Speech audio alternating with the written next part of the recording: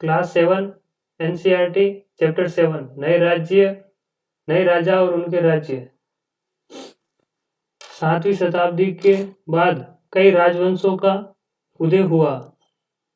उपमहाद्वीप के विभिन्न हिस्सों में 7वीं से 12वीं शताब्दी के बीच शासन करने वाले प्रमुख राजवंशों को दिखलाया गया है। 7वीं से 12वीं शताब्दी के मध्य जैसे गुर्जर प्रतिहार, चौहान, चंदेल, परमार, राष्ट्रकूट, चोल, चेर, पांड्य आदि को बताया गया है। नए राज्यों का उदय। 7वीं सदी आते आते उपमहाद्वीप के विभिन्न भागों में बड़े भूस्वामियों और योद्धा सरदार अस्तित्व में आ चुके थे। राजा लोग प्राय उन्हें अपने मातहत या सामंत के रूप में मान्यता देते थे। उनसे उम्मीद की जाती थी कि वे राजा या स्वामी के लिए उपहार लाएं, उनके दरबार में हाजिरी लगाएं तथा उन्हें सैन्य सहायता प्रदान करें।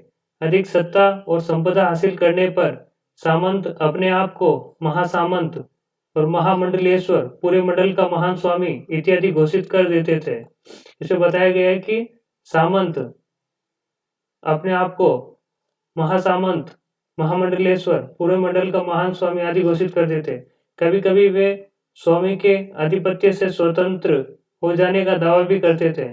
इस तरह का उदाहरण दक्कन में राष्ट्रकूटों का था। शुरुआत में वे कर्नाटक के चालुक्य राजाओं के अधीनस्थ थे। बताया गया है कि राष्ट्रकूट जो थे वे शुरुआत में कर्नाटक के चालुक्य राजाओं के अधीनस्थ थे और 8वीं सदी के मध्य में एक राष्ट्रकूट प्रधान दंती दुर्ग ने अपने चालुक्य स्वामी की अधीनता से इनकार कर दिया और उसे हराया और हरिणीय गर्भ, शाब्दिक अर्थ इसका मतलब है सोने का गर्भ नामक एक अनुष्ठान किया।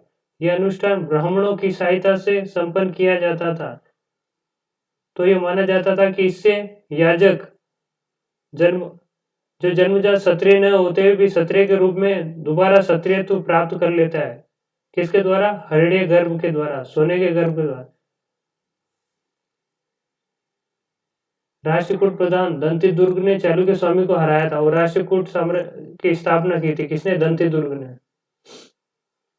यह चित्र बताया गया है यहाँ साइड में। एलोरा की गुफा संख्या 15 में भित्ति चित्र जिसमें विष्णु को नरसिंह अवतार में दिखाया गया है। कुछ अन्य उदाहरणों में उद्यमी परिवार के पुरुषों ने भी अपनी राजशाही कायम करने के लिए सैन्य कौशल का इस्तेमाल किया और मिसाल के तौर पर जो कि उद्यमी थे जैसे कदम्ब, मयूर शरवण और गुर्जर प्रतिहार हरिश्चंद्र ब्राह्मण थे जिन्होंने अपने परंपरागत पेशे को छोड़कर क्षत्रिय को अपना लिया था। इन्होंने क्रमशः कर्नाटक और राजस्थान में राज किया। कदम्ब मयूर शरवण ने कर्नाटक में और गुर्जर प्रतिहार हरिश्चंद्र ब्राह्मण उन्होंने राजस्थान पर राज किया। राज्यों में प्रशासन। नए राज्यों के राजाओं में से कईयों ने महाराजाधिराज अर्थात राजाओं के राजा तथा त्रिभुवन चक्रवर्ती अर्थात 3 भुवनों का स्वामी इसी तरह के अन्य भारी भरकम उपाधियों को ग्रहण किया था। लेकिन इस तरह के दावों के बावजूद भी अपने सामंतों और साथ ही साथ किसान, व्यापारियों और ब्राह्मणों के संगठनों के साथ अपनी सत्ता की साझेदारी करते थे।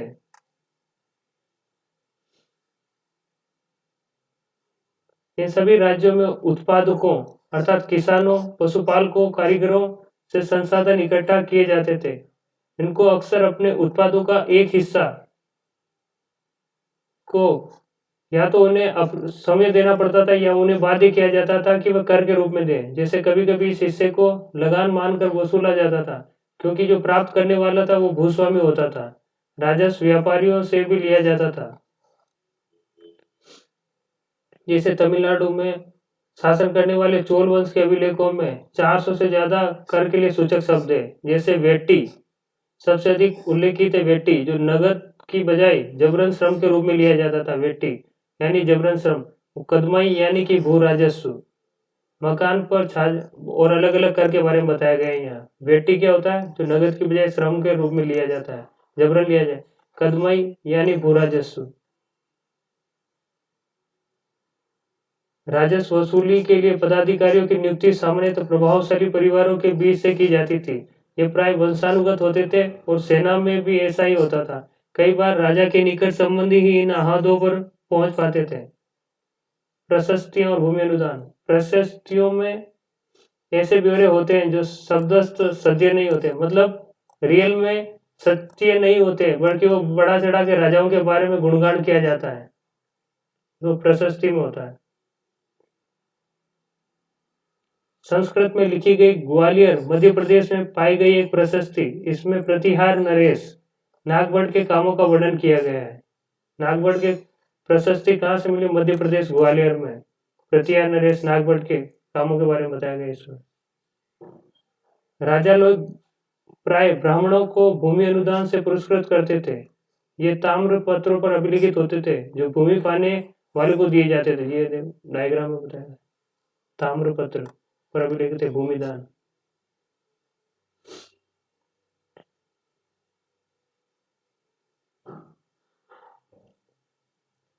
बारहवीं शताब्दी में एक बृहद संस्कृत काव्य भी रचा गया जिसमें कश्मीर पर शासन करने वाले राजाओं का इतिहास दर्ज है। कलन नामक एक रचनाकार द्वारा कलन ने लिखा था राजतरंगिणी, जिसमें कश्मीर के राजाओं का इतिहास लिखा गया। किसमें? राजतरंगिणी में। धन के लिए युद्ध।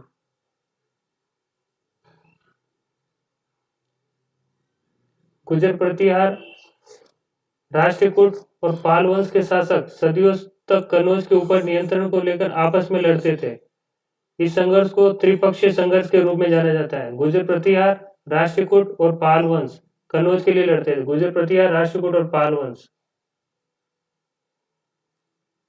अफगानिस्तान के गजनी का सुल्तान मोहम्मद गजनी ऐसे शासकों में से सबसे प्रसिद्ध है। उसने 1997 से 1030 तक शासन किया और अपने नियंत्रण का विस्तार मध्य एशिया के भागों, ईरान उपमहाद्वीप के उत्तर पश्चिम हिस्से तक किया। वो लगभग हर साल उपमहाद्वीप पर हमला करता था और उसका निशाना था संपन्न मंदिर, जिसमें गुजरात का सोमनाथ मंदिर भी शामिल है। मतलब पूछा जाए कि गुजरात के सोमनाथ मंदिर पर किसने हमला किया था, तो मोहम्मद गजनी के सुल्तान ने 1997 से 1030। सुल्तान का मतलब होता है, अरबी भाषा का शब्द है जिसका मतलब होता है शासक। क्या होता था कि उस टाइम राजा लोग अपनी प्रतिष्ठा के लिए बड़े बड़े मंदिर बनाते थे। इसे जब भी कोई राजा एक दूसरे पर आक्रमण करता था तो मंदिरों को तोड़ देता था और उनसे हीरे जवाहरात सब ले जाते थे। सुल्तान मोहम्मद ने अपने द्वारा जीते गए लोगों के बारे में भी कई बातें जानना चाहता था। उसने अलबरूनी नामक एक विद्वान को इस महाद्वीप का लेखा जोखा लिखने का काम सौंपा। अलबरूनी का टाइम पीरियड कौन सा था? जो सुल्तान मोहम्मद का था। अरबी में लिखी गई उसकी कृति किताब अल हिंद आज भी इतिहास के लिए एक महत्वपूर्ण स्रोत है। अलबरूनी ने इसे तैयार करने के लिए संस्कृत के विद्वानों से परामर्श किया। युद्ध करने वाले दूसरे राजाओं में चौहान भी थे, जो आज चौहान के रूप में जाने जाते हैं। वे दिल्ली और अजमेर के आसपास के क्षेत्र पर शासन करते थे। उन्होंने पश्चिम और पूर्व की ओर अपने नियंत्रण क्षेत्र का विस्तार करना चाहा, जहां उन्होंने गुजरात के चालुक्यों और पश्चिमी उत्तर प्रदेश के गढ़वालों से टक्कर लेनी पड़ी। चौहानों का सबसे प्रसिद्ध शासक था पृथ्वीराज तृतीय, जिसका कार्यकाल था 1168 से 1192, जिसने सुल्तान मोहम्मद गोरी नामक अफगान शासक को 1191 में हराया था पानीपत तराइन के फर्स्ट युद्ध में। दूसरे साल 1192 तराइन के सेकेंड युद्ध में पृथ्वीराज चौहान मोहम्मद गोरी के हाथों हार गया।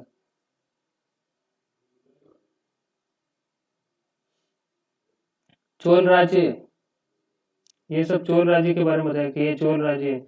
इसके साथ ही उसके किनारे पर काकतीय, दक्षिण कलिंग, वेंगी, बनवासी, नीलमाउदी, गंगावादी, कोच्चि, उरियूर, मदुरई, पांडियन आदि और चालुक्य का स्थान विक्रमादित्य 6 के अंतर्गत। उरियूर से तंजावुर तक कावेरी डेल्टा के मुठियार नाम से प्रसिद्ध एक छोटे से मुखिया परिवार की सत्ता थी।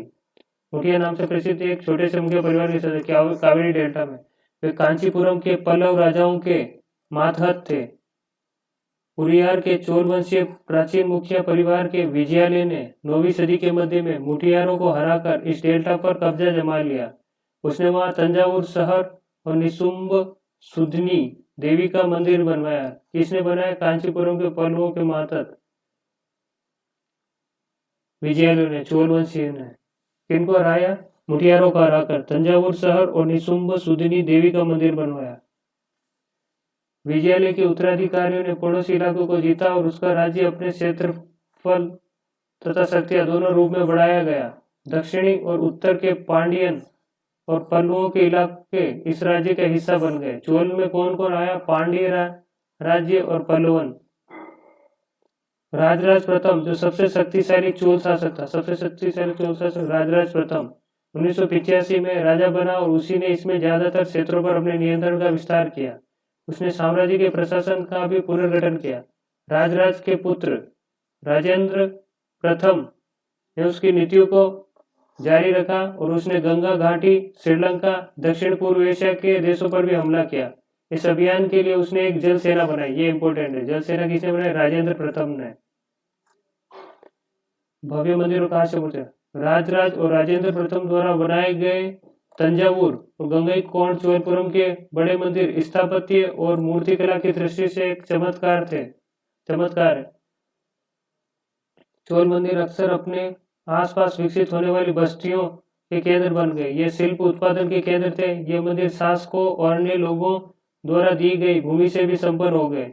इस भूमि की उपज उन सारे विशेषज्ञों का निर्माण करने में खर्च होती थी जो मंदिर के आसपास रहते थे, उसके लिए काम करते, जैसे पुरोहित, मालाकार, बावर्ची, मेहतर। ये गंगईकोंड चोलपुरम का मंदिर है। संगीतकार, नर्तक इत्यादि। दूसरे शब्दों में मंदिर सिर्फ पूजा आराधना के स्थान नहीं थे, वे आर्थिक, सामाजिक, सांस्कृतिक जीवन के केंद्र भी थे। मंदिर के साथ जुड़े हुए शिल्पों में सबसे विशिष्ट था कांस्य प्रतिमाएं बनाने का काम। चोल कांस्य प्रतिमाएं संसार की सबसे उत्कृष्ट कांस्य प्रतिमाओं में गिनी गई। जैसे ये कांस्य प्रतिमा बताई गई है।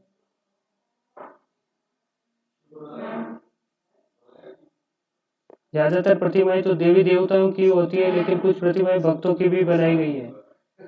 कृषि और सिंचाई। चोलों की कई उपलब्धियां कृषि में हुए नए विकास के माध्यम से संपन्न हुई। कावेरी नदी बंगाल की खाड़ी में मिलने से पहले कई छोटी छोटी शाखाओं में बढ़ जाती थी। ये शाखाएं बार बार पानी उड़ेलती थी, जिसके किनारे पर उपजाऊ मिट्टी जमा होती थी। यहाँ पे पानी कृषि विशेषज्ञ चावल की खेती की जाती थी।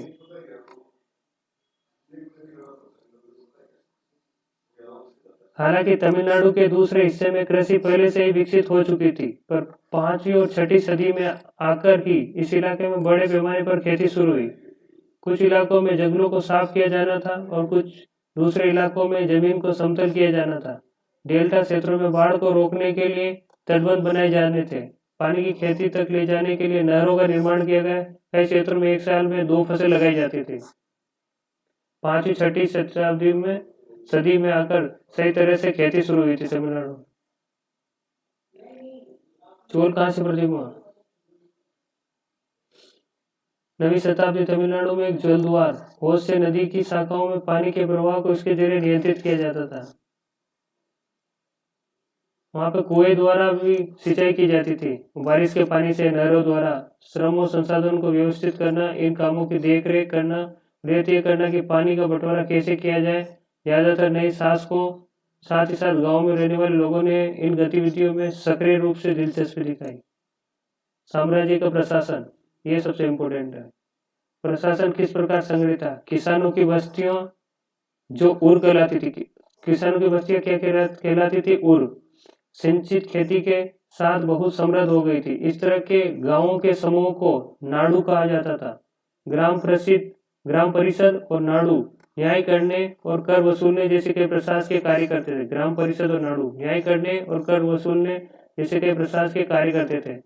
बेलाल जाति के धनी किसानों को केंद्रीय चोल सरकार की देखरेख में नाडु के कामकाज में अच्छा खासा नियंत्रण हासिल था। बेलाल जाति के धनी किसानों को, उनमें से कई धनी भूस्वामियों को चोल राजाओं ने सम्मान के रूप में मूवेंद वेलन, 3 राजाओं को अपनी सेवाएं प्रदान करने वाला वेलन या किसान, हरियार, प्रधान जैसी उपाधियां थी और उन्हें केंद्र में महत्वपूर्ण राज के पद सौंपे। चोल अभिलेखों में भूमि की विभिन्न कोटियां, ये भी इंपॉर्टेंट है काफी। जैसे वेलन वगाई, गैर ब्राह्मण किसान स्वामियों की भूमि को कहा जाता था वेलन वगाई। गैर ब्राह्मण किसान स्वामियों की भूमि वेलन वगाई। ब्रह्मदेव, ब्रहदेव, ब्राह्मणों को उपहार में दी गई भूमि ब्रहदेव। साला भोग, किसी विद्यालय के रखरखाव के लिए भूमि, साला भोग। देवदान, तिरुन मुटुकनी, मंदिर को उपहार में दी गई भूमि, देवदान। पलिल चंदम, जैन संस्थानों को दान में दी गई भूमि, पल्ली चंदम, जैन संस्थानों को दान में दी गई भूमि।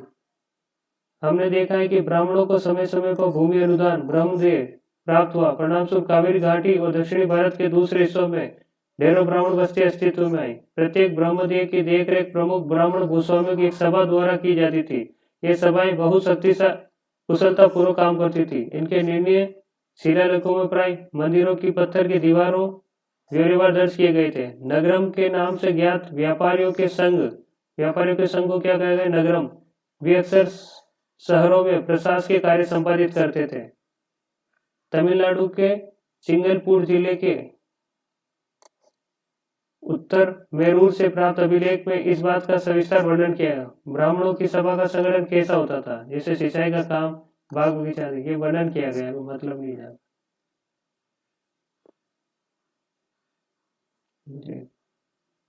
12वीं शताब्दी की तमिल कृति पेरियापुरम। पुलैया किसे कहा गया, एक ऐसा समूह जिसे ब्राह्मणों और वेलाल प्रतिष्ठित समाज के बाहर मानते थे, उसे पुलैया कहा गया। पुलैया किसे कहा गया, ऐसा समूह जिसे ब्राह्मण और वेलाल प्रतिष्ठित समाज के बाहर मानते थे, उसे पुलैया कहा गया। अभी चीन के त्वांग राजवंश के तहत एक साम्राज्य स्थापित हुआ जो लगभग 300 वर्षों तक 7वीं से 10वीं सदी तक सत्ता में रहा। इसकी राजधानी शियान दुनिया के सबसे बड़े नगरों में से एक थी। यहाँ तुर्की, ईरानी, भारतीय, जापानी, कोरियाई जाया करते थे। त्वांग साम्राज्य परीक्षा के माध्यम से नियुक्ति की गई नौकरशाही द्वारा प्रशासित होता था। इन परीक्षाओं में हर इच्छुक व्यक्ति बैठ सकता था। अधिकारियों के चयन किए व्यवस्था कुछ बदलावों के साथ 1911 तक चलती रही। गुर्जर प्रतियां गुजरात और राजस्थान, राष्ट्रकूट पश्चिमी दक्कन, पाल बंगाल में शासन करते, चोल तमिलनाडु में। त्रिपक्षीय संघर्ष गुर्जर प्रतिहारों, राष्ट्रकूटों और पालों के बीच में था। क्लास 7 एनसीईआरटी चैप्टर 2 समाप्त।